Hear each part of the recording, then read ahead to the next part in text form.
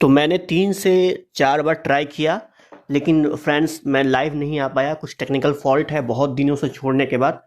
तो मैंने सोचा कि आप लोग की क्लास डिस्टर्ब नहीं होनी चाहिए। वैसे मैं आपको ओनली सैटरडे संडे को ही क्लास ले सकता हूँ, बाकी दिन तो मुश्किल है। लेकिन मैं जितना ये कह सकता हूँ कि मैं जितना क्लास लूँगा ना उतना काफ़ी है आपके लिए। आपको ज़्यादा मेहनत करने की ज़रूरत नहीं है, बस छोटे मोटे चीज़ों को पढ़नी है, ज़्यादा डिटेल्स नहीं जानी है।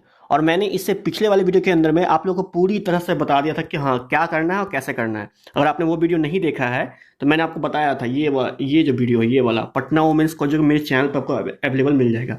आप देखिए, आपको मेरी जो हर वीडियो है ना चैनल की, वो आपको मिल जाएगी मेरे यूट्यूब चैनल पर। अगर आप वहाँ जाओगे तो वहाँ पर पटना वुमेन्स कॉलेज का जो है सो मैंने स्पेशल एक आपका यहाँ बना रखा है। यहाँ पर अगर आप मेरे चैनल पर जैसे जाओगे, यहाँ पे आपको मिल जाएगा प्लेलिस्ट। इस प्लेलिस्ट पे आपको जाना है। आज की जो क्लास है उसमें बताना चाहता हूँ कि मैंने कैसे कैसे क्लास लिया हूँ। उसके बाद फिर मैं आपको इस क्लास पे आ जाऊँगा। इस पटना वुमेन्स कॉलेज पे आपको आना है और इसी में जितनी भी क्लासेज होगी 3 4 5 6 जो जो भी क्लास मैं लूँगा सो इसी में आ जाएगी। और मैं ज़्यादा लंबा क्लास नहीं लूँगा, चाहे क्लास 1 क्लास 2 क्लास 3। मैं ट्राई करूँगा कि एक वीडियो में जितना हो सके उतना मैं आपको लोगों को बता दूँ, ताकि फिर आपको दिक्कत ना हो पढ़ने में, है ना। ज़्यादा लंबा क्लास नहीं लेना है। और ये चीज़ ख्याल रखना है फ्रेंड्स कि आप लोग को नोट्स जरूर बनाना है, क्योंकि विदाउट नोट्स आप लोग जो है सो पढ़ तो जाओगे लेकिन फिर थोड़ी दिनों के अंदर में भूल जाओगे। हाँ, आप रिवाइज करने के लिए बार बार आप क्लास कर सकते हो, ये बात अलग है। लेकिन ज़्यादा बड़ा क्लास नहीं करना है। मुश्किल से 7 से 8 क्लास चलेगी, जिसके अंदर में आपकी रीजनिंग भी इसी में हो जाएगी और यहाँ पर आपकी जीके भी हो जाएगी। और प्लस के अंदर में जो अदर चीज़ बचे, जैसे कि बीबीए वाले को मैथ पूछा जाता है और एक दो साइंस वालों को टॉपिक, वो अलग है। 7 से 8 क्लास के अंदर में ही आपकी सब कुछ खत्म हो जाएगी।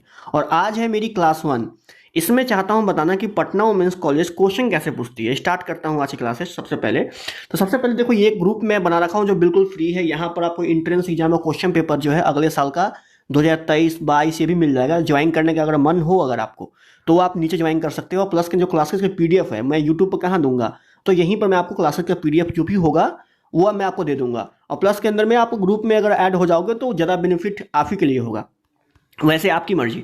अब यहाँ देखिए, मैंने एक ग्रुप बना रखा है, इसमें कोई पेमेंट नहीं करना है आप लोग को, ये पेमेंट नहीं, बिल्कुल फ्री है। अब यहाँ पे मैं चाहता हूँ बताना कि जो आज की क्लासेज है वो आपकी स्पेशली है, जो क्वेश्चन पूछा जाता है पटना वुमेन्स कॉलेज के अंदर में उसकी क्वेश्चन। अगर आप पटना वुमेन्स कॉलेज का बीए का जो भी आप ये निकाल लो, ये देखो ये क्वेश्चन है पटना वुमेन्स कॉलेज का 2023 का। कहोगे सर 2024 का कहाँ पर है? तो फ्रेंड्स 2024 का जो था ना, उसके अंदर में आप लोग की जो 2024 थी उसके अंदर में entrance exam Patna women's college नहीं ली थी, क्योंकि उस साल क्या हुआ था कि आपके मार्क्स बेसिस पर एडमिशन हुई थी। इसलिए 2024 का एंट्रेंस एग्जाम क्वेश्चन का पेपर आपको कहीं नहीं मिलेगा। 2023 में एग्जाम लिया था, उसका फिर रेगुलर एग्जाम लेती है। क्या इस साल एंट्रेंस एग्जाम लेगी? हाँ बिल्कुल लेगी। एंट्रेंस एग्जाम का डेट भी आ चुका है, तो इस बार आपको जो है सो एंट्रेंस मई में होने वाली है। आप अपना अपना डेट देख सकते हो। और इसके अंदर में जो क्वेश्चन पूछी जाती है वो है आपका बीए वालों का जनरल नॉलेज। और मैं बता दूं कि जनरल नॉलेज सबका अलग अलग नहीं होता। अगर आप बीबीए कोर्स में कर रहे हो तो वहां भी जनरल नॉलेज है, अगर आप बीएससी कर रहे हो तो वहां भी आपका जीके है थोड़ा बहुत, और प्लस के अंदर में थोड़ा बहुत आपको एप्टीट्यूड टेस्ट, मतलब यहाँ पर आपको रीजनिंग है। और प्लस के अंदर में जो भी आप कोर्स कर रहे हो उसमें अगर जीके है तो बस बिल्कुल सेम पूछा जाएगा, कुछ भी अलग नहीं पूछा जाएगा। तो आप जो भी कोर्स किए हो, अगर आप में सिलेबस में जीके पे चेक कर लो अगर है, तो आप ये क्लास लिए आपके लिए बहुत इंपॉर्टेंट है। और बीए वालों का तो मोस्ट इंपॉर्टेंट है। आप इसमें अगर देखेंगे तो इसके अंदर में आप लोग का जो क्वेश्चन पूछा जाता है वो एक पैटर्न से पूछा जाता है जो हर साल रिपीट होता है ना। मैंने पिछले बार 2023 में बात कर रहा हूँ, क्योंकि मैं मात्र आपको 7 क्लास लिया था गूगल मीट पर, और उसी 7 क्लास से पूरा 2 कॉपी क्वेश्चन को कॉपी कर दिया गया था। और खुद स्टूडेंट आकर बोल रहे थे कि हाँ सर जो है सो आपने जो पढ़ाया था वही वही आया। तो फिलहाल ये सब बात छोड़कर बात करता हूँ यहाँ पर कि आज क्लासेस कैसे होने वाली है। तो फ्रेंड्स आज बेसिकली आपको एक ही क्लास के अंदर में मैं ट्राई करूंगा कि इकोनॉमिक्स की पूरी चीज मैं आपको खत्म कर दूं। इकोनॉमिक्स का कुछ भी आपके पास बाकी न रहे। इकोनॉमिक्स से जितना भी क्वेश्चन पूछा जाता है, ओनली सिर्फ 5 ईयर प्लान को छोड़ोगे। 5 ईयर प्लान थोड़ा सा लंबा है तो इस क्लास में मैं आपको अटैच नहीं कर पाऊंगा। बाकी इकोनॉमिक्स में जो भी ऊपर ऊपर क्वेश्चन पूछी जाती है, आप लोग को डीप पढ़ने की कोई जरूरत नहीं है। आप लोग का जो क्लासेज जो होगी, पहले इकोनॉमिक्स की हो जाएगी एक साथ के अंदर में, उसके बाद फिर आपको ज्योग्राफी की क्लास 2 क्लास आएगी ज्योग्राफी की, फिर हिस्ट्री की आपको 4 क्लास आएगी, और फिर प्लस के अंदर रीजनिंग की 1 क्लास होगी, और प्लस के अंदर जो मैथ वाले बच्चे हैं उनका मैथ का आपका 1 क्लास होगा। इसी में बस आपका पूरा का पूरा पटना वुमेन्स कॉलेज का एंट्रेंस जो है, एंट्रेंस एग्जाम सिलेबस आपको इसी में कवर हो जाएगा। अब यहाँ पे देखते हैं कि फिलहाल क्वेश्चन कैसी पूछी जाती है आपकी इकोनॉमिक्स की। तो आप एक क्वेश्चन यहाँ पे देख सकते हो कि लिखा हुआ है the national income of India is estimated by dash, तो भारत की राष्ट्रीय आय कौन अनुमानित करता है। यहाँ पर आपको 3-4 ऑप्शन दिए गए हैं, क ख ग घ, national sample survey organisation, ministry of finance, reserve bank of India और सेंट्रल स्टैटिस्टिक्स ऑर्गेनाइजेशन। बहुत सारे बच्चों को इसका आंसर पता भी होगा, फिलहाल इसका जो आंसर है वो आपका जाएगा डी के साथ में। ठीक है, तो ऐसे क्वेश्चन पूछे जाते हैं। तो इन सभी टाइप्स ऑफ क्वेश्चन जो जो आपके एग्जाम में आ सकता है, वो सभी के सभी क्वेश्चन मैं आपको एक ही वीडियो में यहाँ पर कवर करने वाला हूँ। आइए स्टार्ट कर। तो चलिए आज की पहली क्लास स्टार्ट करें। देखिए, क्लास करने से तभी फायदा आपको होगा कि जब आप इस क्लासेज को ना आप अपने इम्प्लीमेंट करो। कम से कम 1 से 2 बार रिवीजन करना होगा और प्लस के अंदर में नोट्स भी बनाना होगा। विदाउट नोट्स आपको फिर समझ में नहीं आएगा, ऊपर ऊपर से जाएगा। हाँ, ऐसा हो सकता है कि क्लासेस देख के आपका काम चल सकता है। चलिए देखिए, इकोनॉमिक्स बात करूँ तो इकोनॉमिक्स को हम लोग हिंदी में बोलते हैं अर्थशास्त्र। और अर्थशास्त्र का मतलब ये होता है, आप अगर इंडिविजुअल समझो, जैसे एक आपका घर है और उस घर के अंदर में आपके पापा जितना पैसा कमा के लाते हैं, आपके भैया जितना पैसा कमा के लाते हैं, या फिर खुद आपका पर्सनल इनकम कितना है, उन सभी को हम एक मंथ में अटैच कर ले और फिर उसके बाद में उसमें ये देखिए कितना प्रॉफिट हुआ, कितना लॉस हुआ, कितना मैंने फालतू खर्च किया। तो ये सब जो आप रिकॉर्ड रख रहे हो, उन सब मतलब कि सिंपल से बोल सकते हो कि आपके घर की टोटल फाइनेंशियल जो हालत है, आप कितना कमा रहे हो, कितना खर्च कर रहे हो, उन सब का रिकॉर्ड को रखना ही इकोनॉमिक्स कहलाता है। हिंदी में इसे हम अर्थशास्त्र के नाम से जानते हैं। और आई थिंक आप लोग 12th पास कर चुके हो तो 99% बच्चों को पता होगा कि व्हाट इज इकोनॉमिक्स। और कहीं ना कहीं आपको इकोनॉमिक्स का अपने लाइफ में सामना तो हुआ ही होगा। जैसे कि आप लोग पैसा अगर अपने पास रख रहे हो, मैनेजमेंट कर रहे हो, तो एक्चुअली में आप इकोनॉमिक्स ही तो कर रहे हो। ठीक है, अब देखो इकोनॉमिक्स जो है ना, सबसे पहली बार बात करो अपने इंडिया के स्तर पर, तो इकोनॉमिक्स जो है ना, सबसे पहले आप हिस्ट्री में पढ़े होंगे कि एक थे हमारे चंद्रगुप्त मौर्य के गुरु जी, उनका नाम था चाणक्य। ठीक है, चाणक्य का ही नाम था कौटिल्य और कौटिल्य का नाम ही विष्णुगुप्त था। उन्होंने पहली बार इकोनॉमिक्स का शब्द दिया था, अर्थशास्त्र का शब्द दिया था, अर्थशास्त्र का। और लेकिन वो आपको कंसीडर कभी नहीं होगा। इकोनॉमिक्स के बारे में बात करें कि पूरे वर्ल्ड लेवल पर, तो इसके एडम स्मिथ जाना जाते हैं फाउंडर के रूप में। ठीक है, एडम स्मिथ हम आगे चल के नाम बताएंगे। लेकिन अगर बात करें हिस्ट्री के अंदर में, तो हिस्ट्री के अंदर में सबसे पहली बार हमारे चाणक्य जो थे, चंद्रगुप्त मौर्य के गुरु जी, उन्होंने पहली बार अर्थशास्त्र के बारे में बताया था। उन्होंने एक बुक भी लिखा था। तो अगर आपसे इससे जुड़ा हुआ कुछ क्वेश्चन पूछे कि इंडिया के स्तर पर कौन है, तो आप बोल सकते हो। वैसे फाउंडर इनके एडम स्मिथ के नाम से इनको जाना जाता है। आप सबसे पहले बता दूं कि हर चीज़ के टाइप होते हैं। तो इकोनॉमिक्स को भी आपका 2 टाइप में चेंज किया गया है, मैक्रो और माइक्रो। इसका हिंदी में भी सेम नेम है, तो आप हिंदी में भी सेम जो नोट है वो अपना कर सकते हो कॉपी पर। माइक्रो इकोनॉमिक्स की बात करो तो देखो, माइक्रो इकोनॉमिक्स में वैसे इकोनॉमिक्स आते हैं जिसमें हम बात करते हैं कंट्री बेस्ड चीज़। आप एग्जांपल देते हैं कि आपका जो पर्सनल इनकम होगा, मतलब क्या हुआ कि पर्सनल इनकम जो आप कमा रहे हो, जो भी आप अर्न कर रहे हो, वो आपका लिए पर्सनल है, वो किसी के लिए है नहीं है। तो जो चीज़ इंडिविजुअल हो, जो खुद आपके लिए हो और किसी के लिए नहीं हो, तो उसको बोलते हैं माइक्रो इकोनॉमिक्स। और जो सबके लिए हो, जैसे पापा कमाते हैं तो पापा के जो कमाई में वो सबका हिस्सा है, आपका भी है, आपके पापा आपके भैया के भी है, आपके छोटे भाई का भी है, सबका हिस्सा है, आपकी मम्मी भी उसी में है, या फिर आपकी मम्मी जो अर्न करती है उसमें सबका हिस्सा है, तो वो सबके लिए हुआ, तो वो आप मैक्रो में आ जाइए। ठीक है, अगर इसको बड़े स्तर पर समझे, ये तो आप पूछे क्वेश्चन नहीं कि हम पापा कमाते हैं, बड़े स्तर पर क्वेश्चन पूछेगा, तो बड़े स्तर पर इसको कैसे बता सकते हैं, तो सुन लीजिए। जैसे सुन लीजिए कि ये तो समझ गए कि एक कंट्री के अंदर में, एक फाइनेंशियल ईयर के अंदर में हुआ सभी रिकॉर्ड, लेखा जोखा रखना फाइनेंशियल चीज का, उसको हम इकोनॉमिक्स बोलते हैं। आप लोग समझ चुके हो। और याद कर लो कि जो फाइनेंशियल ईयर होता है वो हमेशा स्टार्ट होता है 1 अप्रैल से। 1 अप्रैल से स्टार्ट होता है फाइनेंशियल ईयर, हर अपने देश का, बाकी देश का मैं नहीं जानता, लेकिन अपने देश में पूछेगा फाइनेंशियल ईयर कहाँ से कहाँ तक होता है, तो फाइनेंशियल ईयर वो ईयर जहाँ से हम रिकॉर्ड रखना स्टार्ट करते हैं हर एक ईयर का। तो 1 अप्रैल से अगले साल 31 मार्च तक। ठीक है, ये क्वेश्चन बहुत पूछेगा, तो आप लोग ख्याल रखना। अब हम बात करें कि एक, आप इसको कंट्री के बेस्ड पर आते हैं। ठीक है, कंट्री बेस्ड पर बात करें तो मैक्रो इकोनॉमिक्स उस इकोनॉमिक्स को बोलते हैं जिसमें कंट्री बेस्ड हम कुछ चीज़ों को निकालें। अब कंट्री बेस्ड क्या निकलता है, जैसे कि आपका ये नेशनल इनकम, इसमें क्या होगा बताइए, इसके अंदर में हर देश के टोटल रिकॉर्ड आ जाएंगे, ये कोई किसी का पर्सनल नहीं है। उसके अलावा आपकी जो एम्प्लॉयमेंट क्या है पता है, जो एम्प्लॉयमेंट होता है मतलब रोजगार उसको बोलते हैं हिंदी में, वो पूरी देश की समस्या है, किसी एक की समस्या है नहीं ना। उसके बाद में फिर ले ले यहाँ पर लॉ लेक्चर, कोई कानून बना, तो वो सब चीज़ें हैं जो सबके लिए हो, उसको डाल दो मैक्रो में। और वे चीज़ें जो पर्सनल हो, क्योंकि सर पर्सनल क्या होता है, जैसे कि आपका पर कैपिटा इनकम, उसको बोलते हैं हिंदी में प्रति व्यक्ति आय। उसके बाद में फिर आ जाइए आपकी कोई कंपनी का नाम पड़ता है, तो कंपनी अपने प्रॉफिट के बारे में सोचती है, वो इंडिविजुअल है, वो कंट्री बेस्ड नहीं है। कंपनी कितना कमा रही है वो उससे सरकार का कोई मतलब नहीं है।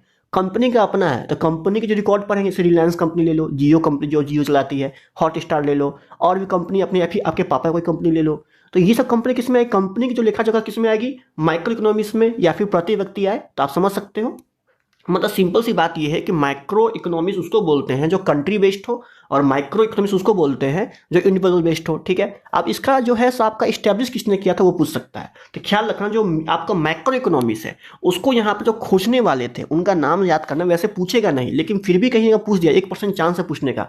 तो इसका जो डिस्कवर किया था उसका नाम था जॉन, देखो लिखने में गलती हो सकता है, स्पेलिंग बिल्कुल सही है, आप लोग खुद से भी इसको उतार दो, जॉन मेयंड, और फिर ये जो है यहाँ पर केन्स, ठीक है, इसको आप बोल सकते हो।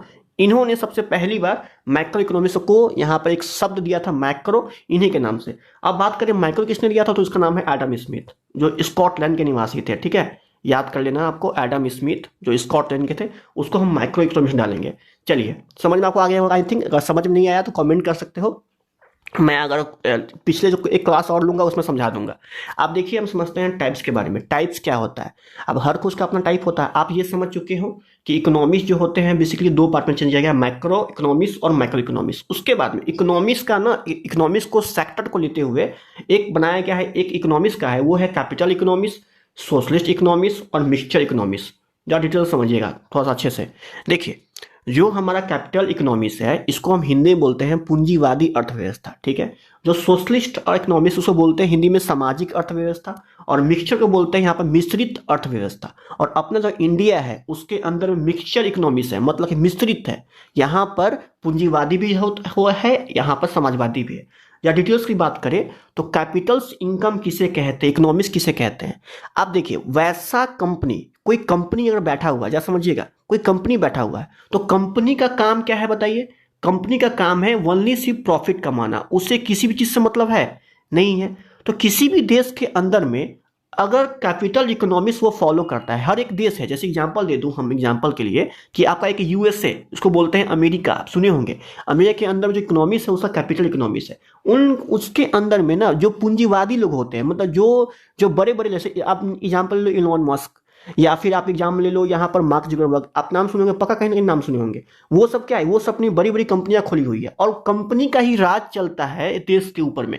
ठीक है, वहां पर जो करेगी वो कंपनी ही काम करेगी, दूसरा कुछ नहीं करेगा। वहां की जो गवर्नमेंट होती है वो कैपिटल बेस्ड इकोनॉमिक्स होती है। उन लोगों का बस काम होता है बस पैसा कमाना। उन लोगों को किसी भी लोगों से मतलब नहीं है ना। उन लोगों का मेन मकसद क्या है? उन वहाँ के जो इकोनॉमिक्स है उन लोगों का मेन मकसद है व्यक्तिगत, मतलब पर्सनल है। उन लोगों का बस अपना प्रॉफिटेबल बिजनेस करना है। तो सिंपल सी बात कर दो कि वो देश जो जो ओनली सिर्फ प्रॉफिट पर ध्यान दे, है ना, जो आगे बढ़े उसको आगे बढ़ाए, जो पीछे बढ़े उसको पूछे ना, तो उनको प्रॉफिटेबल है, उनको बस मतलब है आपके प्रॉफिट से।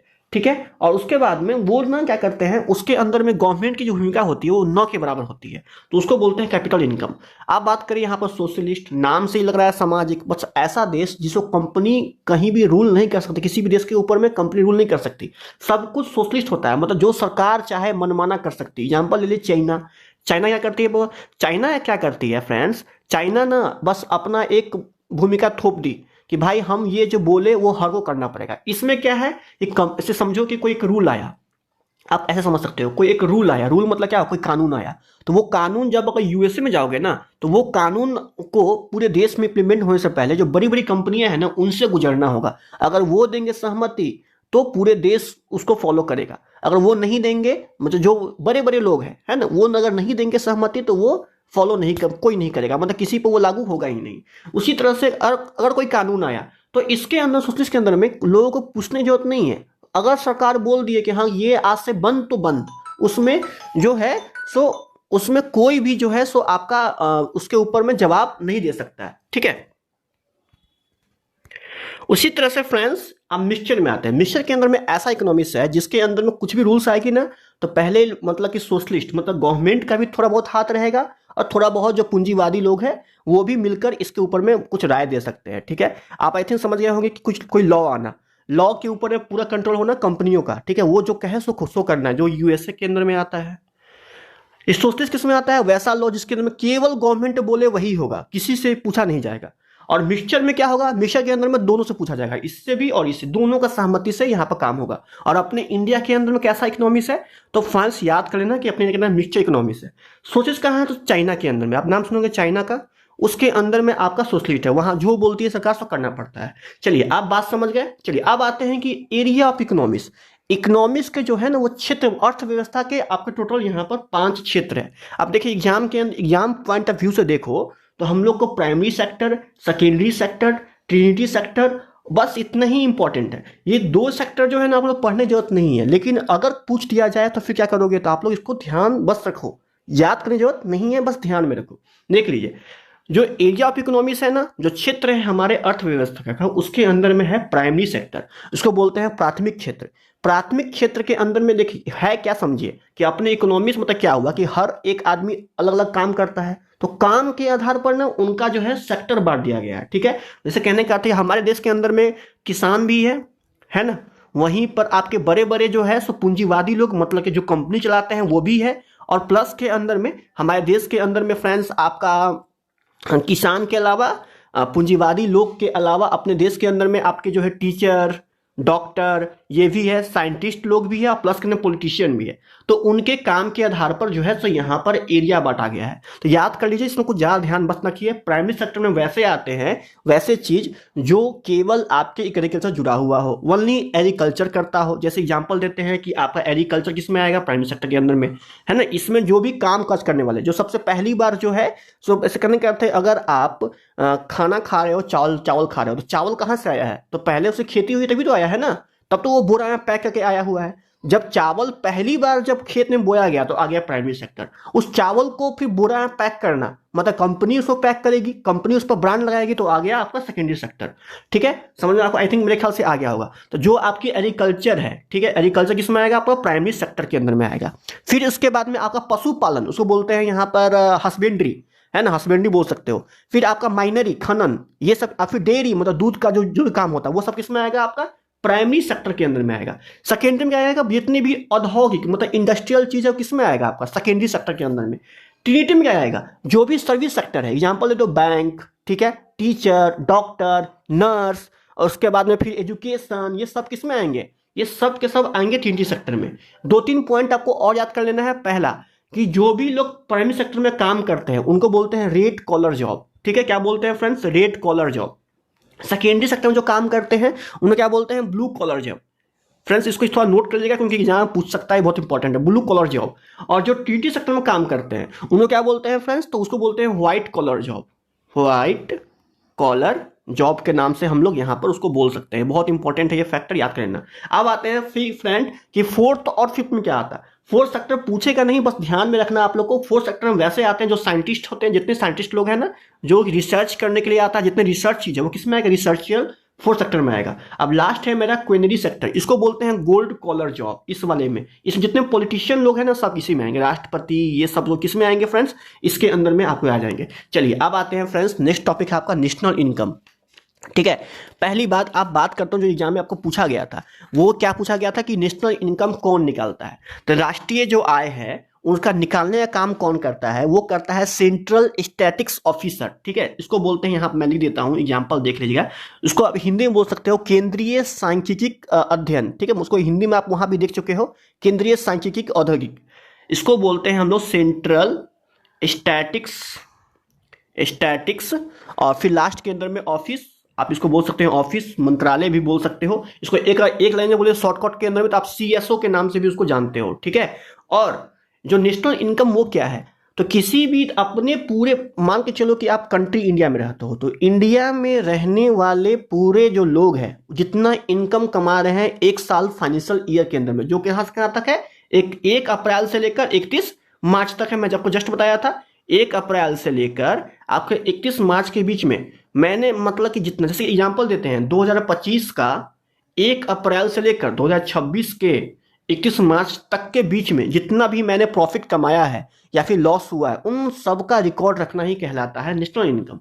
अब नेशनल जो इनकम है उसको निकालने के लिए हमको कुछ चाहिए हथियार, और वो हथियार कौन कौन है, आपका जीडीपी, जीएनपी, एनडीपी और एनएनपी। फटाफट आते हैं समझते हैं इस चीज को। ये जीडीपी क्या है, नेशनल इनकम निकालने के लिए हमको कुछ हथियार चाहिए, वो है जीडीपी, जीएनपी, एनडीपी और एनएनपी। ये टोटल होते हैं 8 तरह के। 8 के अंदर में बस आपको 4 पढ़ना है। 4 आपके लिए इंपॉर्टेंट नहीं है, क्योंकि अब 4 क्यों नहीं है मैं समझाता हूं। जैसे कोई एक चीज है, जैसे एग्जांपल लेते हैं कि अगर आप बिस्किट खा रहे हो, ठीक है, या फिर आप खा रहे हो ब्रेड, ले लीजिए ब्रेड। एक मिनट रुक जाइए, ब्रेड खा रहे हो, थोड़ा सा इधर हो गया।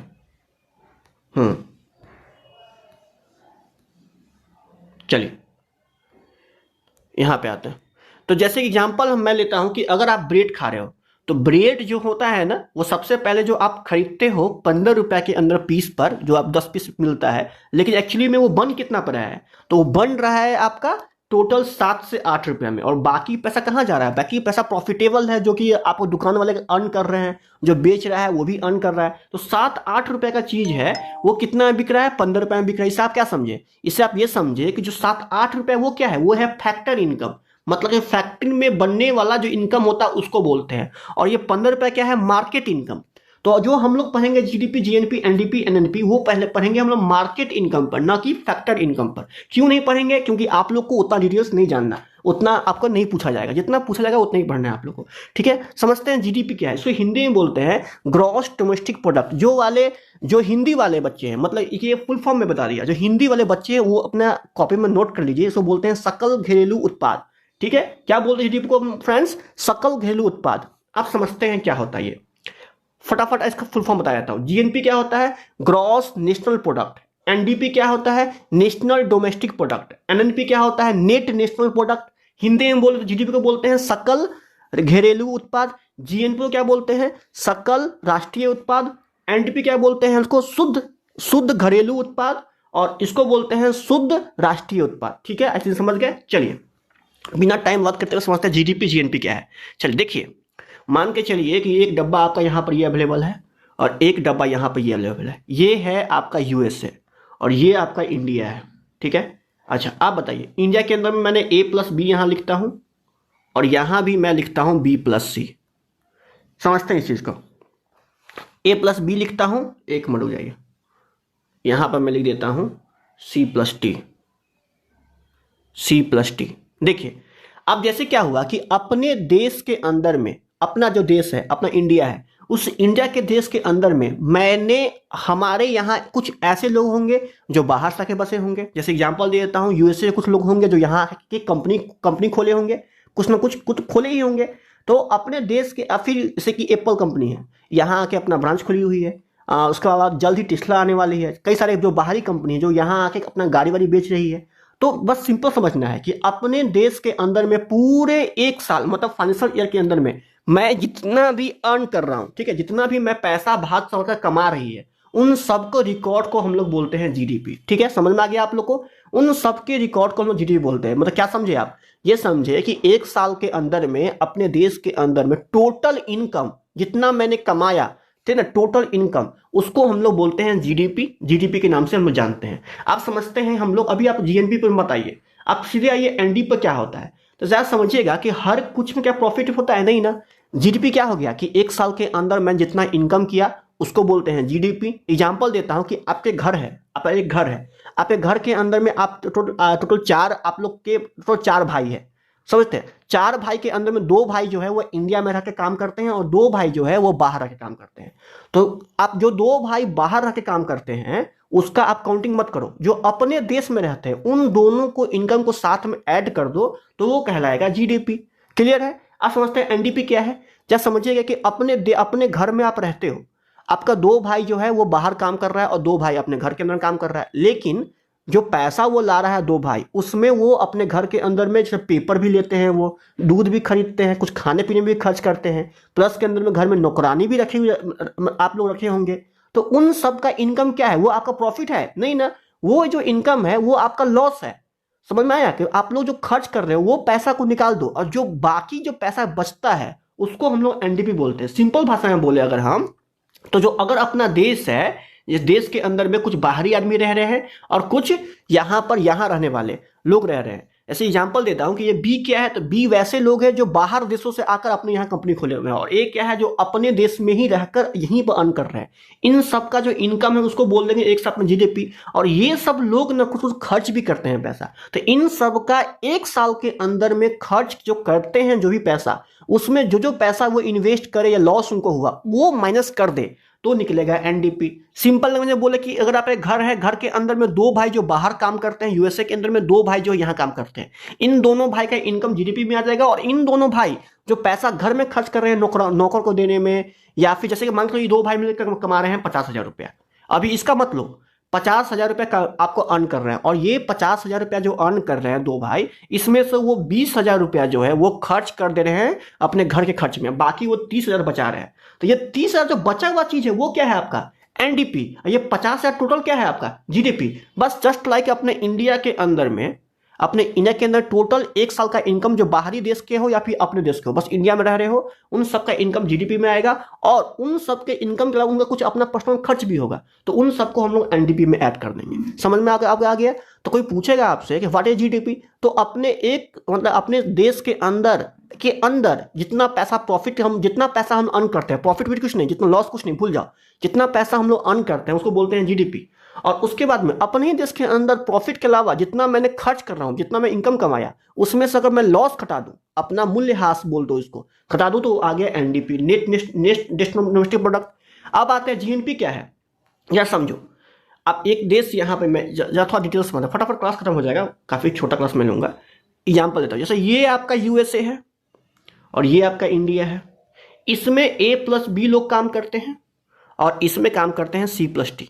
ए अपने इंडियन है, ठीक है, बी क्या है बाहरी लोग है, समझो ये यूएसए के लोग हैं, सी क्या है फिर से यहां पर इंडियन है, और डी क्या है यहां पर आपका ये यूएसए के ही अपने लोग हैं। अब समझिएगा मेरी बात, अपने देश में काम करने वाले जितने लोग हैं, ठीक है, ए वाले पूरा, और प्लस के अंदर में जो बाहरी लोग हैं अपने देश से गए हैं किसी और देश में बाहर काम करने, उसका इनकम अगर साथ में अटैच कर ले और प्लस के अंदर उसका माइनस कर दे जो हमारे यहां बी वर्क करते हैं उसको, बस समझिएगा मेरी बात, ठीक है। एग्जाम्पल देते हैं कि ए जो है अपने देश के अंदर में सिर्फ ओनली इंडियन जो अपने देश में के भीतर अवेलेबल है, वो जितना पैसा कमाते हैं उसको ले लो, उसकी सभी इनकम ले लो। प्लस के अंदर में सी ले लो, सी क्या है जो अपने देश के लोग बाहर चले गए हैं, जैसे कुछ चले गए हैं अमेरिका चले गए हैं, कुछ गए हैं कनाडा, कुछ गए हैं रसिया कमाने, और वहां से कमा कर यहां पर डॉलर में येन में पैसा भेज रहे हैं, उनका पूरा इनकम। और माइनस कर देना है क्या फ्रेंड्स, जो अपने देश में बाहरी लोग रहते हैं, अपने देश के अंदर में कुछ ऐसे लोग हैं, एग्जांपल देता हूं जैसे कि वो एप्पल जो यहां कमा तो रही है लेकिन यहां का पैसा वो अपने देश में भेज रही है, तो उसका इनकम माइनस कर देना है। तो इन सबको हम लोग एक साथ बोलते हैं, मतलब बी करता हूं यहां पर, उन सबको हम लोग जीएनपी के नाम जानते हैं। क्या समझे फ्रेंड्स, अपने देश में काम करने वाले टोटल लोग और अपने ही देश के जो लोग हैं वो बाहर गए हैं काम करने और यहां पैसा भेज रहे हैं, उनका भी इनकम। और यहां अपने ही देश के अंदर में ऐसे लोग जो बाहर ही आके बसे हुए हैं लेकिन यहां का पैसा कहीं और भेज रहे हैं, अपने देश का जो रुपया है वो भेज रहे हैं डॉलर के रूप में कहीं और, तो वो तो हम लोग को नहीं ऐड होगा, तो उनको अगर कर देंगे minus, this is called GNP. I think मेरा समझ आपको आ गया होगा, ठीक है। अब ये एनएनपी क्या है, एनएनपी क्या है, तो ये जो चीज है, जो इस चीज के अंदर में हम अपना लॉस भी घटा दें।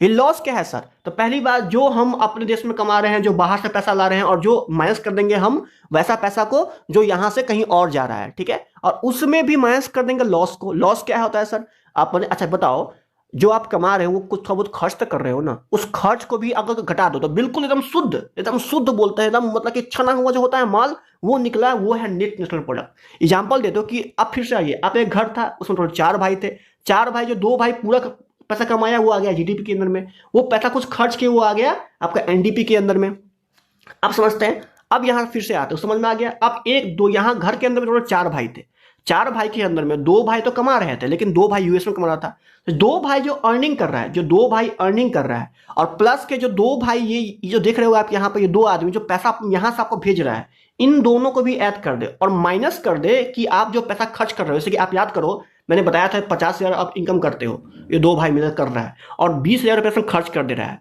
ठीक है, तो 30,000 ही ना बचा, उस 30,000 को बस इसमें ऐड कर देंगे, दिस इज कॉल्ड जीएनपी। बस सिंपल लैंग्वेज में बोले अगर हम, तो जीएनपी क्या है, तो जीटीपी में से, ध्यान सुनिएगा, जीटीपी में से बाहरी लोग घटा दीजिए, क्या घटा दीजिए, बाहरी लोगों को घटा दीजिए, जिस कॉल्ड जीएनपी। और ये एनएनपी क्या है, इसमें से लॉस भी घटा दीजिए। ठीक है, आई थिंक मेरे ख्याल समझ में आ जाएगा। अगर नहीं आया तो आप फिर से वीडियो को ना थोड़ा पीछे कर लीजिए, तो समझ में आई थिंक मेरे ख्याल से आपको आ जाएगा। ठीक है, चलिए आप चलिए चलते हैं नेक्स्ट के अंदर में। आपको आ गया समझ में। अब आते हैं कि नेशनल इनकम कौन निकालता है, बता दिया हूं, सीएसओ, सेंट्रल स्टैटिक्स आपको ऑफिस। ठीक है, चलिए अब आते हैं जीएनपी कैसे निकालते हैं। देखिए आपको ये पढ़ने की जरूरत नहीं है। जीडीपी क्या होता है मैं बता दिया। नेशनल इनकम निकालने के लिए हमारे पास 4 हथियार है, टोटल 8 हथियार है। ऐसे पूछेगा कि नेशनल इनकम निकालने के कितने तरीके हैं, टोटल यहाँ पर 8 चीजों से मिलकर निकलता है नेशनल इनकम। ठीक है, और ये जीडीपी क्या है फ्रेंड्स, जीडीपी उसको बोलते हैं, जीडीपी जो पढ़े अभी आप लोग, तो जीडीपी निकालने के लिए 3 वे है, इनकम वे, एक्सपेंडिचर वे और वैल्यू एडेड वे। ठीक है, और एक बात मैं बता दूं, यहां भूल गया हूं मैं, ये पर कैपिटा इनकम भी आपसे पूछा जा सकता है। What is per capita income. देखिए जो पर कैपिटा इनकम है उसको बोलते हैं क्या, कि जितनी भी देश की नेशनल इनकम हो, जितनी भी देश की नेशनल इनकम हो, उसमें से अगर जनसंख्या मतलब जो हमारा पॉपुलेशन है उसको कर देंगे डिवाइड ना, तो हमको निकल जाएगा कि अपने देश में हर एक आदमी टोटल कितना पैसा कमाता है। एग्जाम्पल ने दे दूं कि दादा भाई नौरोजी ने पहली बार, सबसे पहली बार दादा भाई नौरोजी ने 1867 में, कब फ्रेंड्स ये पूछ सकता है, 1867 से 1868 के आसपास उन्होंने अपने देश का आपको नेशनल इनकम बताया था, जो कि उस समय मात्र 20 रुपया था। हर एक आदमी मात्र पूरे एक साल में 20 रुपया ही कमाता था। ठीक है, वो उन्होंने कैसे निकाला, तो अपने देश के नेशनल इनकम में से उन्होंने डिवाइड कर दिया हमारे पॉपुलेशन को। दिस इज कॉल्ड प्रति व्यक्ति आय, पर कैपिटा इनकम। ठीक है, चलिए ये पूछा सकता है। जीडीपी कैसे निकलता है, जीडीपी से निकलता है नेशनल इनकम, पता होगा आपको ये कैसे निकालते हैं। इसके 3 वे है, इनकम वे, एक्सपेंडिचर वे, वैल्यू एडेड वे। इसको पढ़ने की जरूरत नहीं है, बस जान लो कि 3 तरीका होता है। डिटेल्स पूछो, मैं डिटेल्स बता देता हूं। इनकम वे क्या है, लोगों का इनकम ऐड कर दो, बस लोगों का खर्च ऐड कर दो, निकल सकता है। और लोग जितना पैसा खर्च कर रहे हैं, जितना उड़ा रहे हैं, उसमें से वैल्यू कितना है, उसको वैल्यू एडेड बोलते हैं। ज्यादा डिटेल्स मत पढ़ो, इसे क्वेश्चन आपसे नहीं पूछेगा। ठीक है, जो पूछा जाएगा मैं बता दिया हूं आपको। व्हाट इज बजट, बजट क्या होता है, तो अपना जो देश है ना वो हर साल ना बजट निकालती है। ये व्हाट इज बजट क्या होता है, आप देखिए एक देश के अंदर में ना कई सारे सेक्टर है, रेलवे सेक्टर है, बैंकिंग सेक्टर है, उसके बाद में एजुकेशन सेक्टर है। तो जो सेंट्रल गवर्नमेंट होती है, नेशनल गवर्नमेंट, वो हर साल ना क्या करती है ना, सबको थोड़ा थोड़ा पैसा देती है। सेंट्रल गवर्नमेंट के पास पैसा कहां से आता है, जो हम लोग टैक्स देते हैं, इनकम टैक्स देते हैं, या फिर हम लोग जो डायरेक्ट टैक्स दे, इनडायरेक्ट टैक्स दे, हम पढ़ाएंगे अभी वो चीज। जो टैक्स देते हैं वो this is called central government income. अब वो इनकम तो हमसे ले ली, अब वो पैसा खर्च भी तक करेगी। वो पैसा खर्च कैसे करेगी, तो क्या करेगी पता है, हर साल हर स्टेट को पैसा दे देगी कि देखिए 500 करोड़ आप ले लीजिए। बिहार है तो कहेंगे बिहार को 500 करोड़ आप ले लीजिए, मध्य प्रदेश वाले बच्चे 500 करोड़ आप ले लीजिए, कर्नाटक आप ले लीजिए 1000 करोड़। जैसा जैसा कि खर्च होगा उसके अकॉर्डिंग उसको पैसा दे देगी, और कहेगी कि आप लोग फिर अपना अपना निकालो बजट, और जितना पैसा खर्च करना उतना पैसा खर्च करो। एग्जाम्पल दे दूं कि हम लोग के यहाँ जो सड़क बन रही है वो क्या फ्री में बन रहा है, नहीं ना, उस सेंट्रल गवर्नमेंट उसमें पैसा देती है। किसको, राज्य सरकार को। राज्य सरकार उस पैसों का इस्तेमाल करती है हम लोग यहाँ सड़क बनाने में। हाँ, तो दिस इज कॉल्ड बजट। वही बजट होता है कि एक क्या सेंट्रल गवर्नमेंट ना हर साल जो है कुछ पैसा जो है देती है हर एक गवर्नमेंट को, मतलब हर एक स्टेट गवर्नमेंट को, और स्टेट गवर्नमेंट अपने अकॉर्डिंग उसको हर सेक्टर में, रेलवे सेक्टर में, फिर आपका प्राइमरी सेक्टर में, हर सेक्टर में अलग अलग पैसा खर्च करती है। ठीक है, चलिए ये रेवेन्यू क्या है, रेवेन्यू कुछ नहीं है, जितना पैसा जमा हुआ उसको रेवेन्यू बोलते हैं, कैपिटल इनकम बोलते हैं, और डिफिसिट में तो घाटा होता है। ये सब नहीं पढ़ना है आपको, जरूरत नहीं है पढ़ने का। नेक्स्ट में आते हैं टैक्स क्या होता है। अब मैं बताया था आपको, एक शब्द यूज किया था टैक्स का, ये बात समझ लो, ये बात भूल गया मैंने, कि बजट जो है ना, बजट जो है, बजट के लिए संविधान में कोई चीज नहीं। अब जो अपना जो इंडियन कॉन्स्टिट्यूशन है, इंडियन कॉन्स्टिट्यूशन भारतीय संविधान, उसमें बजट के बारे में कुछ नहीं लिखा हुआ है। अच्छा पूछेगा इनमें से क्यों कौन ऐसा है जिसमें बजट के बारे में कुछ भी नहीं लिखा हुआ है, तो वो this is called budget. Budget के बारे में हम लोग के इंडियन कॉन्स्टिट्यूशन में एक भी लॉ कानून नहीं है, लेकिन फिर भी आर्टिकल एक है, तो वो आर्टिकल इंपॉर्टेंट है, आर्टिकल 112, आर्टिकल 112, इसमें बजट के बारे में बताया गया है। संविधान में कोई लॉ नहीं है, लेकिन बजट के बारे में इसमें बताया गया है। पूछा जा सकता है, बस याद कर लीजिए, ज्यादा डिटेल्स आपको जानने की जरूरत नहीं है। अब मैंने कहा कि भाई सरकार को इनकम कहां से आती है, तो सरकार को इनकम के लिए टैक्स मिलता है। वो टैक्स होता है 2 तरह का, डायरेक्ट टैक्स और indirect tax. What is direct, what is indirect, देखिए जो आपका, इसको बोलते हैं हिंदी में प्रत्यक्ष कर, इसको बोलते हैं कर, इसको बोलते हैं प्रत्यक्ष कर, इसको बोलते हैं अप्रत्यक्ष कर, हिंदी में बोले तो। जो आपका डायरेक्ट टैक्स है वैसा टैक्स इसमें आता है जो गवर्नमेंट आपसे डायरेक्ट लेती है। एग्जांपल दे दूं कि आपके पापा का कोई गवर्नमेंट जॉब है, है ना। आपके पापा हर साल ऑटोमेटिक पापा की सैलरी में से, पापा के सैलरी में से गवर्नमेंट ना बिना पूछे हुए वो पैसा कट कर लेती है। This is called direct tax. अब आप जो है, आप समझिएगा, आपको मम्मी भेजी कि जाके 2 किलो चीनी ले आओ, जाओ 2 किलो चीनी ले आओ। आप चीनी लाने गए तो चीनी पर जो टैक्स है ना, वो एक्चुअली में आपने 10 रुपए का चीनी है, आपने 2 रुपया टैक्स दिया। तो क्या ये टैक्स 2 रुपया, अपने टोटल 12 रुपए में खरीदा, आपको पता नहीं चलेगा लेकिन उसमें इंक्लूड रहता है, ठीक है। तो ये जो 2 रुपया जो है ना, ये 2 रुपया, ये 2 रुपया कहाँ से आएगा? तो 2 रुपया जो है वही टैक्स है, और वो टैक्स आपने गवर्नमेंट को डायरेक्ट नहीं दिया, वो दिया आप दुकानदार को, और दुकानदार फिर जो है अपने थ्रू फिर देगा स्टेट गवर्नमेंट को, और स्टेट गवर्नमेंट देगा सेंट्रल गवर्नमेंट को। मतलब एक लंबा चक्कर है। ये क्या कर रहे हैं ना, डायरेक्ट के अंदर में, समझिएगा। एक जब पापा कमाए सैलरी, वो 1 मिनट,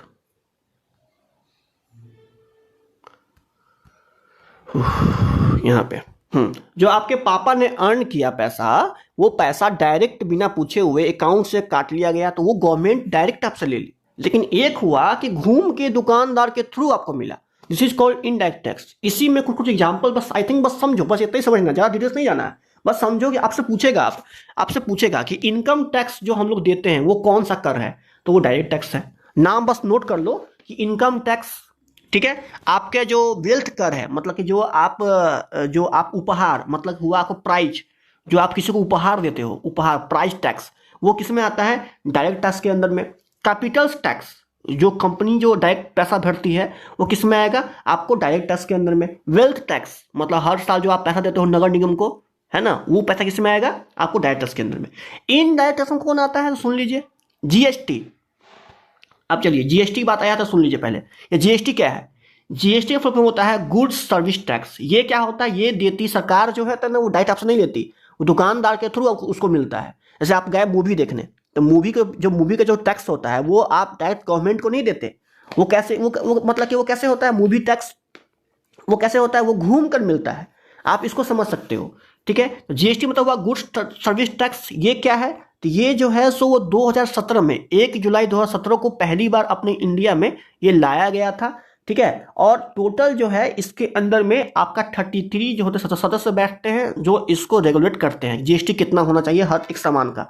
वो हर साल चेंज होते रहता है, ठीक है। आपकी जो है excise duty tax, excise duty tax, custom duty tax, ये सब किस में आएगा? आपका अप्रत्यक्ष इनकम इनडायरेक्ट टैक्स के अंदर में आपका आएगा, ठीक है।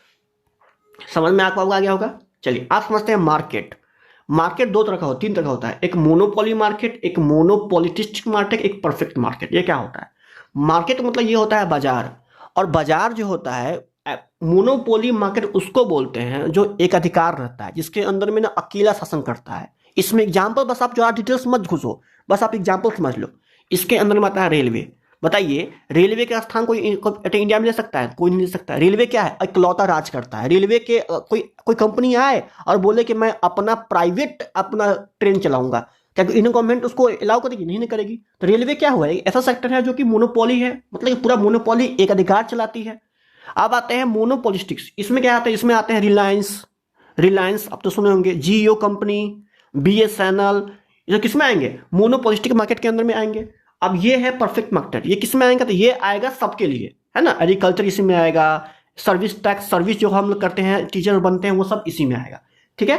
चलिए नेक्स्ट में आते हैं हम थोड़ा सा। आज समझते हैं ये मॉनेटरी पॉलिसी क्या है। देखिए इसके बारे में खास कर जानना आपको नहीं था, लेकिन फिर भी जानना है तो मैं बता देता हूँ। मॉनेटरी पॉलिसी मतलब होता है आपका, देखिए समझिए मेरी बात, इसमें थोड़ा सा ये बताना पड़ेगा आपको। जैसे समझते हैं अपना एक इंडिया है, ठीक है।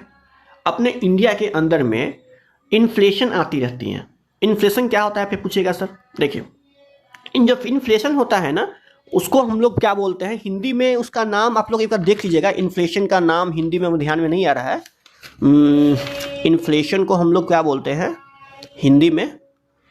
आप लोग एक बार चेक कर लीजिएगा, ठीक है, मिल जाएगा आपको। इन्फ्लेशन मतलब उसको बोलते हैं शायद मुद्रास्फीति, है ना। तो इन्फ्लेशन क्या होता है सर? देखिए एग्जाम्पल देते हैं, जैसे कि आपका ना, आपके एक मार्केट है, मार्केट के अंदर में, समझिए मेरी बात, मार्केट के अंदर में ना सीजन चल रहा है होली का।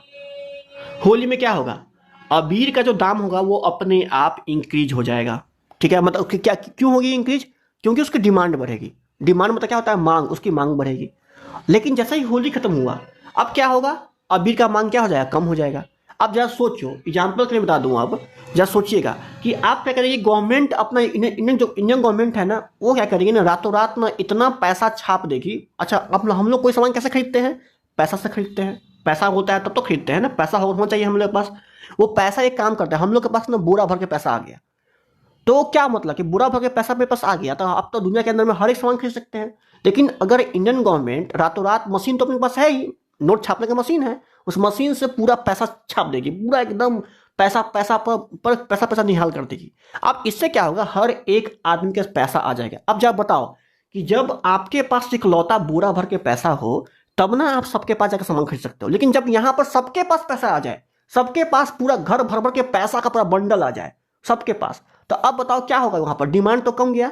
डिमांड कम गया, उससे क्या हुआ कि इससे ये हुआ कि अब जो भी सामान पहले आप खरीदते थे 10 रुपया के अंदर में, अब वही सामान आपको 5,000 रुपए के अंदर में मिलेगा। एग्जाम्पल दे दूं, एक देश है आपका सोमालिया, और इंडोनेशिया एक देश है जहां पर इन्फ्लेशन 200% प्लस अवेलेबल है। वहां क्या हो रहा है पता है? एक केला खरीदने के लिए लोग ठेला भर पैसा उठा उठा के ले जा रहे हैं, तब जाके एक केला उनको मिल रहा है। ठेला भर का पैसा, मतलब किलो के भाव पर वहां पैसा मिल रहा है। तो सरकार ऐसा क्यों नहीं करती कि गरीबी खत्म करने के लिए पूरा नोट को हम छाप दे? ऐसा क्यों नहीं करती सरकार? ऐसा इसलिए नहीं कर सकती क्योंकि भाई सबके पास अगर पेमेंट, अगर पैसा आ जाएगा तो क्या होगा? उसका डिमांड कम जाएगा। जब डिमांड कमेगा तो भाई महंगाई बढ़ेगी। अब महंगाई जब बढ़ेगी तो क्या होगा? आपको फिर क्या होगा पता है? जब सबके पास नोट भर भर के बंडल है ना, तो एक केला खरीदने के लिए आप ले आओगे कि मैं 100 रुपया दूंगा, कहेगा भाई मेरे पास पैसा कमी है क्या? नहीं ना, मैं 1,000 रुपया दूंगा। फिर कहेगा दूसरा वाला कि अरे भाई मैं 10,000 रुपया दूंगा, मेरे पास पैसा कमी नहीं, मेरे पास नोट भर के सबको दी है सरकार, पूरा घर मेरा भरा हुआ है, हर गरीब को मिल गया पैसा। तो क्या होगा इससे? इस केला का दाम इतना ज्यादा बढ़ जाएगा कि एक केला खरीदने के लिए लोगों को बहुत सारा पैसा भी देना पड़ेगा, तो भी उनको नहीं मिलेगा। तो यहाँ पे क्या हुआ? पैसा की वैल्यू खत्म हो गई। This is called inflation. और उसी इन्फ्लेशन को कंट्रोल करने के लिए मॉनेटरी पॉलिसी लाती है। एग्जाम्पल पूछेगा कि मॉनेटरी पॉलिसी किसने कौन लाती है, तो अपने देश के अंदर में आरबीआई लाती है। आरबीआई क्या है? तो एक अपना सेंट्रल बैंक है, इसको बोलते हैं रिजर्व बैंक ऑफ इंडिया। वो हर साल ना मॉनेटरी पॉलिसी लाती है। What is monetary policy?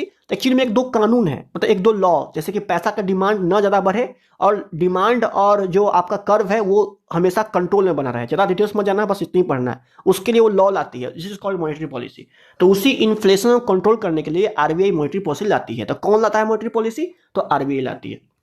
चलिए अब आते हैं अनएम्प्लॉयमेंट। ये क्या होता है? इसको बोलते हैं रोजगार जो आपको ना मिले, मतलब आप बोल सकते हो हिंदी में बेरोजगार ही बोल सकते हो। ठीक है, चलिए आप इसके बारे में डिटेल समझते हैं।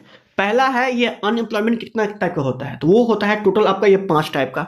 देख लीजिए, structural unemployment, educated unemployment, frictional unemployment, discussed, cyclic और सीजनल। फटाफट समझते हैं ताकि एग्जाम में आपको पूछा जा सकता है। एग्जाम में ये पूछ देगा आपको what is structural unemployment. Hindi में बोलते हैं उसको संरचनात्मक। ठीक है, देखिए वैसा बेरोजगारी इसको बोलते हैं कि आपके पास ना मतलब कि जैसे कि समझते हैं मेरी बात, जैसे कि पहले क्या होते थे, पहले ना एक बिस्किट बनाने के लिए टोटल 100 लोग जरूरत पड़ती थी, और अब मात्र 10 लोग जरूरत पड़ रही है। और वो सेम बिस्किट अब पहले एक बनता था 1 घंटा के अंदर में, अब 1 घंटा के अंदर में हजारों बिस्किट बन जा रहे हैं। इससे क्या होगा? इसमें जुड़े हुए 100 लोग में से लगभग 90 आदमी का काम छिन जाएगा। मतलब क्या समझे? टेक्नोलॉजी आ जाने से, नए नए मॉडर्न चीज आ जाने से आपका जॉब छिन जाना। दिस इज कॉल्ड स्ट्रक्चरल बेरोजगारी। ठीक है, चलिए नेक्स्ट में आते हैं। What is educated? पढ़े लिखे हो आप एमए बीए पास किए हुए, एमटेक किए हुए, लेकिन आपके लायक जॉब नहीं मिल रहा है। आपके पास, आप या तो एंट्रेंस एग्जाम नहीं निकाल पा रहे हो या फिर आपको जॉब नहीं मिल रहा है। पढ़े लिखे हो लेकिन फिर भी आपको जॉब नहीं मिल रहा है। दिस इज कॉल्ड एजुकेटेड, मतलब कि जो बोलते हैं शिक्षित बेरोजगारी। ठीक है, शिक्षित। What is a frictional? इसको बोलते हैं घर्षण बेरोजगारी। इसमें क्या आता है फ्रेंड्स? तो इसमें वैसा जो है, वैसे लोग फ्रेंड्स जो कि नौकरी तो है लेकिन समझिए मैं नौकरी के बाद अस्थायी है। जैसे कि आपके पास टैलेंट है, आपके पास टैलेंट है कि आप किसी कंपनी के मैनेजर बन सकते हो, लेकिन फिर भी आपके मन के अंदर में घमंड है कि भाई मैनेजर नहीं, हम एसडीएम और डीएम बन सकते हैं, एसडीएम डीएम लेवल जा सकते हैं, मेरे पास इतना टैलेंट है।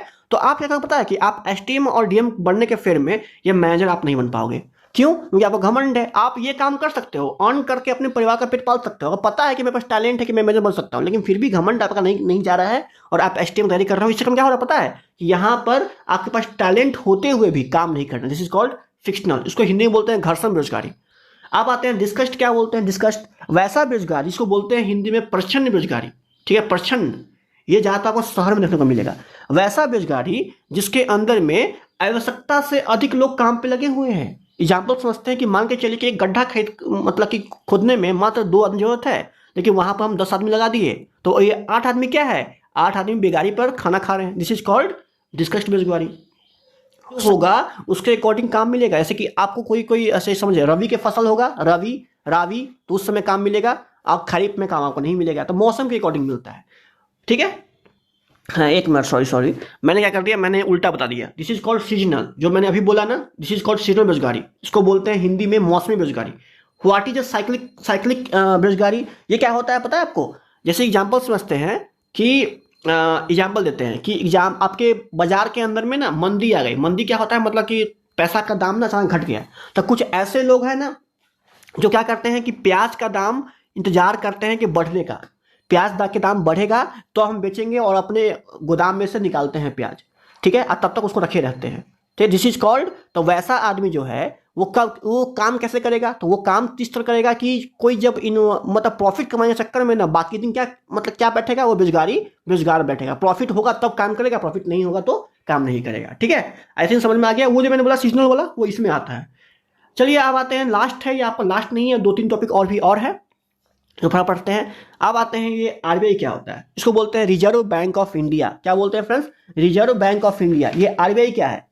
आरबीआई क्या है? अपने यहाँ एक ऐसा बैंक है जो सभी बैंकों का बैंक है। ये क्या करती है, अपने यहाँ जितने बैंक काम करते हैं, जैसे इंडियन पोस्ट पेमेंट बैंक, भारतीय डाक, SBI, bank of India, ICICI, जितने प्राइवेट बैंक है या फिर नेशनल बैंक है, सबको ये कंट्रोल करेगी आरबीआई। ये क्या है? तो ये अपने देश के अंदर मॉनिटरी पॉलिसी भी कंट्रोल करती है। इसके बारे में क्या पूछेगा? इसके बारे में पूछेगा कि सबसे पहले ये आरबीआई जो बैंक आया वो किस कमीशन के तहत आया। तो सबसे पहले बता दूं कि BR अम्बेडकर ने सुझाव दिया कि अपने यहाँ एक ऐसा बैंक चाहिए जो बैंकों का बैंक हो, जो हर एक बैंक को कंट्रोल करे, और यहां तक कि इंडियन गवर्नमेंट के पास पैसा कम है तो आरबीआई उसको फ्री में पैसा दे दे। This is called RBI. तो आरबीआई जो आया था वो हिल्टन कमीशन के तहत में आया था। किस कमीशन में?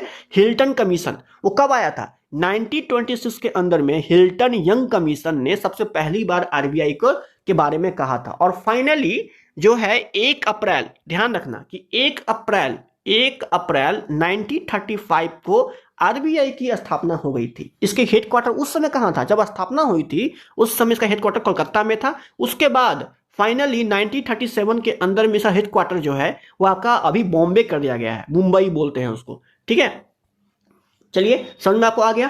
इसका काम क्या है? तो इसका आरबीआई जो काम है ना, वो किसी वैसे कहने का अर्थ है कि अगर आपको खाता खुलवाना है, जो आप खुलवाते हो बैंक के अंदर में अकाउंट खुलवाता है, तो क्या आरबीआई खोलेगा? नहीं। आरबीआई का काम किसी भी पर्सनल आदमी का नहीं है। आरबीआई बैंकों का खाता खोलती है, बैंकों का बैंक। जैसे कोई बैंक आपको बनाना है ना, तो वो आरबीआई पास चाहिए आप। आरबीआई बैंक का खाता खोलती है, ना कि कस्टमर का। कस्टमर खाता खोलने के लिए अदर बैंक बने हुए हैं, लेकिन आरबीआई क्या करता है? तो आरबीआई सबसे पहले आरबीआई सरकार को जरूरत पड़ता है तो सरकार को लोन देती है, सरकार को, हम लोग को नहीं। प्लस के अंदर बैंक के पास पैसा कमी है तो बैंक इससे जाकर लोन ले सकती है। ठीक है, और अपने यहाँ मॉनिटरी पॉलिसी को कंट्रोल करना, नोट को छापना, इसका काम कौन करेगा? आरबीआई। जब बात करें नोट का, तो आप नोट पे आते हैं, फटाफट नोट कर लीजिए। देखिए अपने यहाँ जो नोट है ना, वो कौन छापता है? तो आरबीआई छापता है।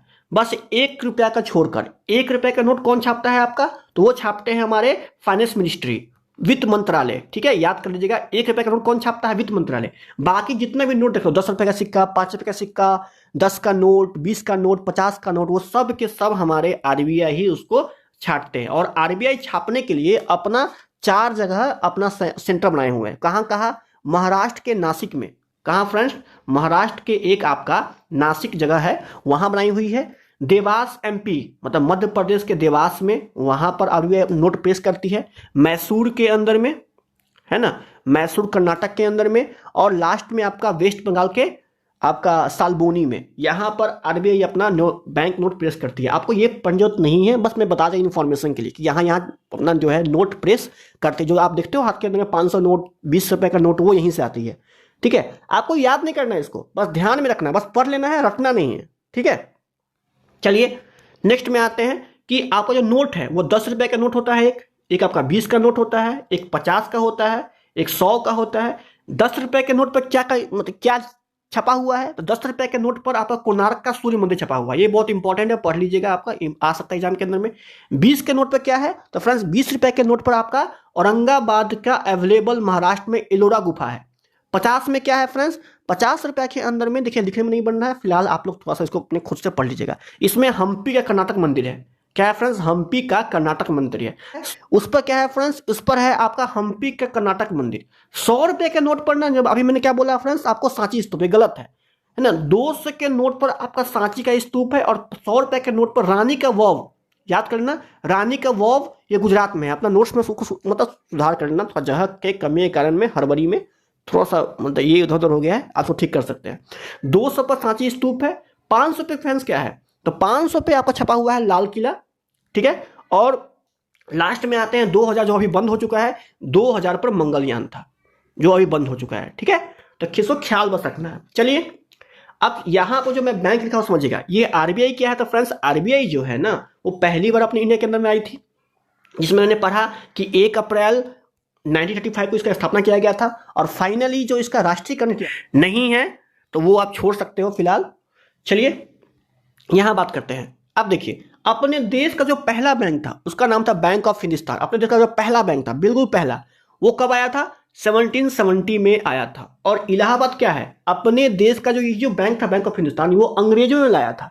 लेकिन हम लोग इंडिविजुअल खुद अपना भारतीय का बैंक पहला कौन है, तो वो है इलाहाबाद बैंक। वो कब आया था, इलाहाबाद बैंक फ्रेंड्स आया था आपका पहली बार 1865 में, ख्याल रखना। और पूरे देश का जो पहला बैंक बैंक ऑफ हिंदुस्तान है, लेकिन वो अंग्रेजों का था। और अपना इंडिविजुअल कौन था, तो इलाहाबाद बैंक था। बाकी ये Calcutta bank, Bombay bank, Madras bank, ये तीनों बैंक अभी फिलहाल एसबीआई, ये मर्ज हो गई है एसबीआई के अंदर में। और उससे पहले Calcutta bank, Bombay bank, Madras bank सबसे पहली बार मर्ज हुई इंपीरियल बैंक में। और इंपीरियल बैंक का नया नाम पड़ गया एसबीआई, जो आप जानते हो ना एसबीआई, वो इसी का नाम पड़ा, जो कब आया 1955 में, आप जानते होंगे। चलिए, ये सब आपको ईयर ध्यान में नहीं रखना है, बस ध्यान में रखना है ये सब चीज। बात आप करें, नाबार्ड क्या है।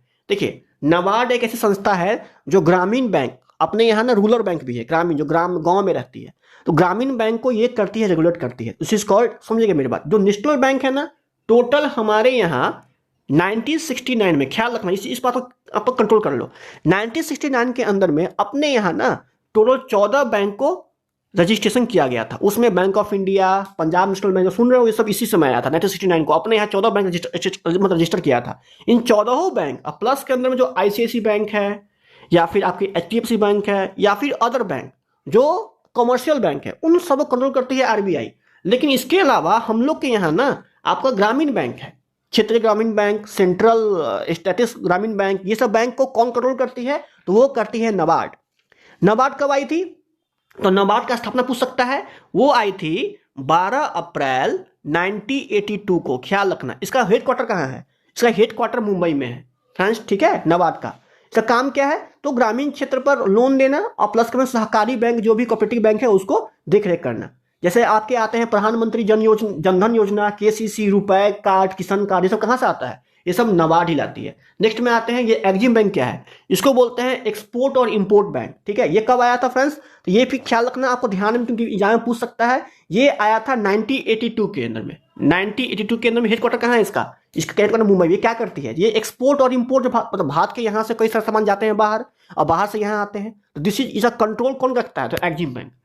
सीडीबी क्या है, तो सीडीबी एक बैंक है, तो फुल फॉर्म है small industry development bank of India, ठीक है। ये ख्याल रखना, इसका फुल फॉर्म क्या है, small industry development bank of India. और वैसे बैंक जो कि इंडस्ट्री डेवलपमेंट पर बसे हुए हैं, उनको ये कंट्रोल करती है। कब आया था, 1990 में आया था, 2 अप्रैल 1990 के अंदर में ये आया था।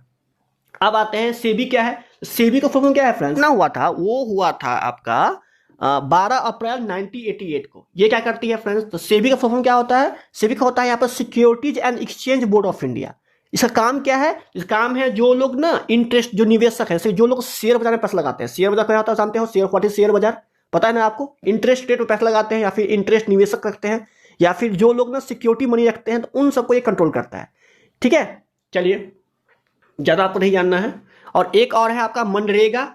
ये मनरेगा के बारे में आप लोग पढ़िए, इसका नया नाम पड़ गया है नरेगा 2006 के अंदर में। तो इसके बारे में, जो कि हर 100 लोगों को रोजगार देती है, पता होगा। इसका स्थापना कब हुआ था, क्या हुआ था, आप लोग को ये काम है, होमवर्क है, ये आप लोग खुद से भी करके पढ़ लेना, पढ़ना जरूर, ये चीज आप लोग खुद से सर्च करना और पढ़ के रखना। चलिए चलते हैं आगे। चलिए आप समझते हैं बैंकिंग के कुछ टर्म। ये बैंकिंग टर्म क्या है सर, सुन लीजिए। पहला है CRR, दूसरा है SLR, तीसरा है रेपो रेट, चौथा है रिवर्स रेपो रेट, पांचवा है बैंक रेट। अब यहां से स्टार्ट करते हैं। बैंक रेट क्या है? आप कहीं बैंक में जाते हो, ठीक है, तो बैंक आपको जिस रेट पर लोन देती है, this is called bank rate. आप जो है किसी बैंक में जाते हो तो बैंक जिस आपके रेट पर आपको लोन देती है, this is called bank rate. What is repo rate? अब बैंक को पैसे की खुद जरूरत है, बैंक के पास पैसा नहीं है, वो खुद जरूरत है बैंक को पैसा की, तो वो कहाँ जाएगा? वो आपसे मांगेगा नहीं, मांगेगा। वो कहाँ जाएगा? वो जाएगा RBI के पास में, क्योंकि RBI कौन है? इन सबका बैंकों का बैंक है, वो पता होगा आपको, है ना। तो RBI के पास जाएगा, RBI जिस रेट पर पैसा उसको देगी, किसको? बैंक को। कौन सा बैंक? जैसे मान चलते हैं कि कोई SBI है, उसका पैसा नहीं है, वो गया RBI के पास में, कहा कि हमको लोन दे दीजिए, तो RBI देती है पैसा SBI को, तो उसको बोलते हैं रेपो रेट। वो जिस रेट पर देगी उससे तो कहेंगे रेपो रेट। ये हम लोग के लिए नहीं है, हम लोग के लिए बैंक रेट है। क्लियर है? समझ में आया आपको? अब आते हैं रिवर्स रेपो रेट। अब देखिए RBI के पास पैसा कम गया, RBI जो हमारा बैंक का बैंक है उसके पास ये पैसा कम गया, उसके पास पैसा कम गया। अब वो क्या पता है? वो अपने अंदर काम करने वाले आदमी हैं, उससे पैसा मांगेंगी। तो RBI खुद लोन लेती है इस नेशनल बैंक से, जैसे कि SBI से ले लेगी लोन, PNB से लेगी, तो उल्टा वो करेगी। तो this is called reverse repo rate. आप सोचोगे कि सर ऐसा क्यों करती है RBI? RBI सबको खुद देती है पैसा, वो क्यों इससे मांगती है? एक्चुअली में वो सब ना खेल है मॉनेटरी पॉलिसी कंट्रोल करने का, ठीक है। वो खेल समझने के लिए आपको पूरा इकोनॉमिक्स पढ़ना पड़ेगा, तो वो फिलहाल आपके एग्जाम पॉइंट ऑफ व्यू से इंपॉर्टेंट नहीं है, बस समझ लो क्या होता है। चलिए अब आते हैं, ये कैश रिजर्व रेशियो क्या है? CRR, इसको बोलते हैं कैश रिजर्व रेशियो, और SLR, ठीक है। SLR भी होता है और CRR भी होता है, इसके बारे में हम बात करेंगे। कैश रिजर्व रेशियो और SLR बोलते हैं यहां पर सैचुरेटरी लिक्विड रेशियो, ठीक है। इसको हिंदी में बोलेंगे कैश रिजर्व रेशियो को नगद आरक्षित अनुपात, और SLR को बोलते हैं वैधानिक तरलता अनुपात। ये क्या है देखिए, समझाते हैं मैं आपको फटाफट, एक मिनट। जैसे मान के चलिए कि आपने जाकर SBI के अंदर में आपने अपना बैंक अकाउंट खुलवा दिया, ठीक है। ऐसे करते करते ना 10-15 लोग जो है टोटल यहाँ पे जमा किए पैसा 15 लाख रुपया। अब अब बैंक आपको लोन कहाँ से देती है? बैंक आपको लोन देती है, आप ही के पैसों को वो खुद, मतलब समझिए कि अगर 50-60 आदमी जमा किया है ना, कोई एक आदमी लोन लेने आएगा तो इसी पैसा को दोबारा वो आपको दे देगी। क्लियर है? तो इसमें होता क्या है कि मान के चलिए कि 15 आदमी टोटल यहाँ पर 15 लाख जमा किए। अब क्या हुआ कि 15 लाख रुपए अगर SBI ने सबको लोन बांट दी, जाइए आपने कमाने के चक्कर में वो सबको लोन दे दी 15 लाख रुपया, जो जहां जहां था। अब कल होकर यही 15 आदमी, एक अदर आदमी आया, एक आदमी वो ये 15 लाख रुपया का लोन लेके इस SBI से चला गया। वैसे करोड़ों में बात होती है, बस समझ लो, एग्जाम्पल समझ लो। अदर आदमी आया, एक आदमी ये 15 लाख रुपया लेकर चला गया। कल होकर ये 15 आदमी आया और कहा कि हमको पैसे की जरूरत है, जो हमने जमा किया वो हमको दे दीजिए। बैंक कहेगा कि भाई मेरे पास पैसा है ही नहीं, तो हम लोग हल्ला करेंगे, भाई कहाँ गया पैसा मेरे में, हम तो जमा किए। तो कहेगा भाई देखिए वो पैसा हम दे दिए लोन में, तुम आना 10 साल के बाद, अच्छा अपना पैसा ले जाना। क्या ऐसा होता है बताइए? ऐसा होगा नहीं ना। तो इस केस के अंदर में RBI कहती है कि कम से कम अपने पास हर एक पैसा का 30% रिजर्व रखो। कल होके यही 15 आदमी दोबारा मांगने पैसा आए तो तुरंत तुम उसको दे दो। This is called CRR। समझ में आपको आया है ना? RBI कहती है कि अपने पास जो है सो पैसा रिजर्व रखो, ठीक है, ताकि जो है सो उसको दिक्कत ना हो। अब ये SLR क्या है, ये CRR क्या है? तो देखो पैसा होता है बहुत तरह का। एक पैसा होता है चेक के रूप में अवेलेबल हो, एक पैसा होता है गोल्ड के रूप में अवेलेबल हो, नगद के रूप में अवेलेबल हो, एक पैसा होता है जो कि बॉन्ड के रूप में अवेलेबल हो, एक पैसा इंश्योरेंस के रूप में अवेलेबल हो। तो जो पैसा हम लोग नगद रखते हैं, नगद, this is called cash reserve ratio. जो पैसा रखती है बैंक अपने पास नगद 30% सुरक्षित, अगर 15 लाख रुपया है ना तो उसका 30% अपने पास रखेगी ताकि लोग मांगने उसको इसमें से दे दे। क्योंकि हर आदमी तो हर बार मांगने नहीं आएगा, कुछ कंट्रोल में मांगने आएगा, है ना। अब बाकी जो 7-8 लाख है पैसा वो सब लोन में बांट देगी। वो पैसा बैंक कहाँ से लाती है? आप लोग कल अब जो जमा करते हैं आप अकाउंट में पैसा, उसी को किसी और को दे देगी। जब जरूरत पड़ेगा तो किसी और से लेकर किसी और को दे देगी। यही खेल होता है यहाँ पर। तो जो पैसा हम लोग कैश में रखती है bank, this is called CRR, और जो पैसा रखती है बॉन्ड के रूप में, गोल्ड के रूप में, है ना, लिक्विडिटी के रूप में, दिस इज कॉल्ड SLR। समझ में आपको आ गया? चलिए अब लास्ट ये है आपका 5 ईयर प्लान। देखिए 5 ईयर जो प्लान है ना, ये है अपना देश जब आजाद हुआ था तो आजादी के बाद ना हर 5 साल का प्लान बनता था, लेकिन फाइनली इसको जो है सो 2012 के बाद ये चीज हटा दिया गया है, सॉरी 2015 के बाद ना इसको हटा दिया गया है। अब आ गया है फाइनेंशियल प्लान, ठीक है। और इसको कंट्रोल करते हैं हमारे पीएम नरेंद्र मोदी। तो इससे पहले ये हर 5 साल पर ना प्लान चलती थी, first year plan, second year plan, third year plan, जो कि हर 5 साल की होती थी। तो ये थोड़ा लंबा टॉपिक है, इसमें हम नहीं कवर करेंगे। इसको हम कवर कर लेंगे आपका, जब हम पढ़ाएंगे आप लोगों को पॉलिटिक्स पढ़ाएंगे, उसी में ये जो है आपका कवर हो जाएगा, ठीक है। एक जब हम पढ़ाएंगे पॉलिटिक्स उसी में ये चीज कवर हो जाएगा, तो चिंता करने की बात नहीं है। फाइनली ये क्लास खत्म हुआ और आई थिंक आप लोगों को समझ में आ गया होगा। अगर आपके पास कोई डाउट है तो आप लोग नीचे कमेंट कर सकते हो, उसका डाउट का आंसर आपको मिल जाएगा। नहीं तो अगर कुछ एक्स्ट्रा बेनिफिट डाउट होकर हुआ तो इसको हम नेक्स्ट क्लास के अंदर में कैरी कर लेंगे। थैंक यू सो मच, मिलता हूँ फिर नेक्स्ट क्लास में, तब तक जय हिंद जय भारत। और इस चैनल को लाइक करना, शेयर करना, सब्सक्राइब करना। ज्यादा नहीं पढ़ना है और ख्याल रखना, नोट्स बनाना है आपको। विदाउट नोट्स समझ में नहीं आएगा। आपकी इकोनॉमिक्स फाइनली खत्म हो गई। अब ऐसा कुछ नहीं है जो आपसे पूछेगी आपसे नहीं बनेगा। क्लियर है? चलिए धन्यवाद, बाय।